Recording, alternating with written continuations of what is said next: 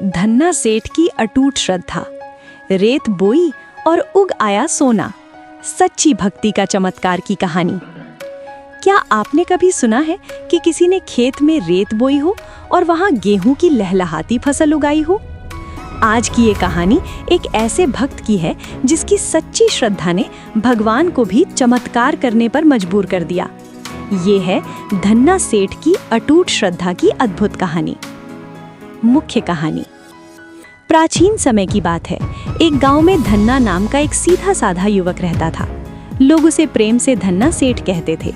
उसके पिता साधारण किसान थे और चाहते थे कि धन्ना खेती बाड़ी में मन लगाए, लेकिन धन्ना का मन खेती से ज्यादा भगवान का नाम लेने और संतों की सेवा करने में लगता था।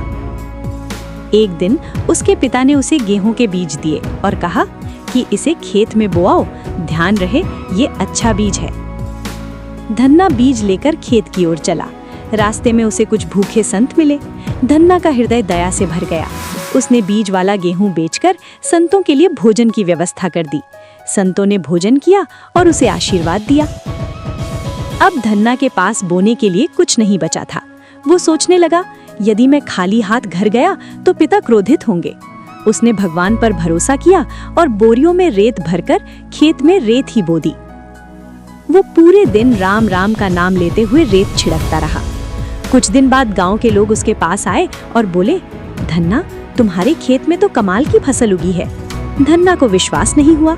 वो दौड़कर खेत पहुंचा और जो उसने देखा, उसे देखकर उसकी आंखों से आंसू निकल पड़े। जिस खेत में उसने रेत बोई थी, वहां लहलहाती गेहूं की फसल खड़ी थी। धन्ना रोते हुए बोला, ये सब भगवान की कृपा है। मैंने तो संतों को भोजन कराने के लिए बीज बेच दिए थे। ये सुनकर उसके पिता भावुक हो गए। उन्होंने कहा, आज से मैं भी तुम्हारे साथ भक्ति करूंगा। जब फसल काटी गई तो सब हैरान रह गए। जितनी जमीन थी उससे 50 गुना ज्यादा गेहूं निकला। पूरा गांव भगवान की महिमा गाने लगा। कहानी की सीख। सच्ची श्रद्धा और निस्वार्थ सेवा कभी व्यर्थ नहीं जाती। जहां विश्वास होता है वहां भगवान स्वयं कृपा करते हैं।